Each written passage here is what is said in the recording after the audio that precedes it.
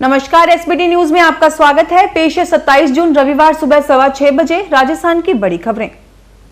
राजस्थान सरकार ने अनलॉक की नई गाइडलाइन जारी कर दी है। 60% कर्मचारियों के वैक्सीन की पहली डोज लगी होने की शर्त पर बाजारों को शाम 7 बजे तक के खोलने की अनुमति दी गई है। इस शर्त के पूरा नहीं करने वाले बाजार और फर्म 4 बजे तक ही खोलेंगे। धार्मिक स्थलों को सुबह 5 से शाम 4 बजे तक खोलने की अनुमति दी गई है। 1 जुलाई से शादी समारोह में कुल 40 लोगों की अनुमति होगी। हालांकि नई गाइडलाइन 28 जून से लागू होगी। खास बात यह है कि कितने प्रतिशत कर्मचारियों का वैक्सीनेशन हुआ है, इसकी जानकारी दुकान या फर्म के बाहर डिस्प्ले करनी होगी।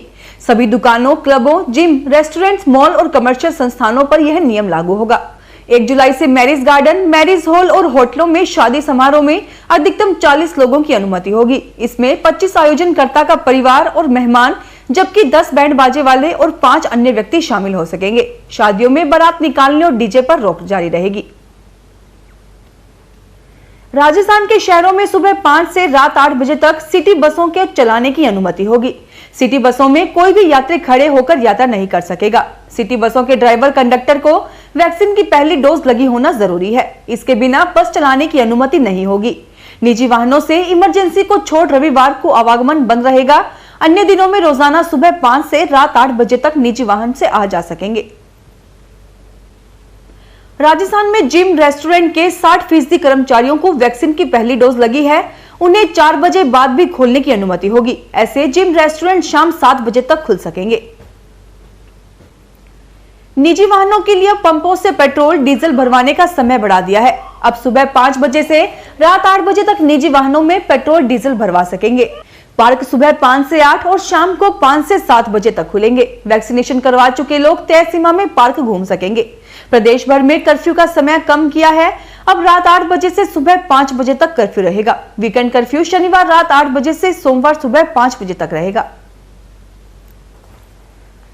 राजस्थान वन विभाग की प्रमुख शासन सचिव श्रेया गुहा ने प्रदेश के सभी उप वन संरक्षकों को निर्देश दिए हैं कि वह घर घर औषधि योजना के सफल क्रियान्वयन के लिए संबंधित जिला कलेक्टर से मिलकर समय रहते अपने अपने जिले का एक्शन प्लान तैयार करें। शनिवार को घर घर औषधि योजना के तहत पौध वितरण की प्रभावशाली रूपरेखा तय करने के लिए आयोजित बैठक में उन्होंने वितरण कार्य से जुड़ने वाले कर्मचारियों की जानकारी भी निर्धारित प्रपत्र में संधारित करने के निर्देश दिए। पाली शहर में चल रहे सीवरेज कार्य को जल्द निपटाने के लिए ठेकेदारों ने सारी हदें पार कर दी हैं। कम मजदूरी में नाबालिग बच्चों को सीवरेज के काम में लगा रखा है। पुलिस की नाक के नीचे काम हो रहा है, लेकिन कार्रवाई नहीं हो रही।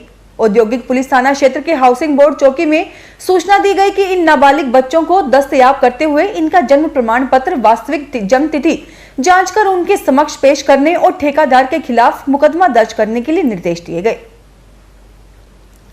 जयपुर नगर निगम ग्रेटर की कार्यवाहक महापौर शील दबाई के घर के पास मिले संदिग्ध और उन पर हमले की आशंका के बाद भाजपा ने सरकार पर आरोप लगाए हैं। भाजपा प्रदेशाध्यक्ष सतीश पुनिया और उपनेता प्रतिपक्ष राजेंद्र राठौड़ ने सोशल मीडिया के जरिए सरकार की सुरक्षा व्यवस्था पर सवाल उठाए और कहा कि आमजन की छोड़ो, गहलोत सरकार में जनप्रतिनिधि भी सुरक्षित नहीं है।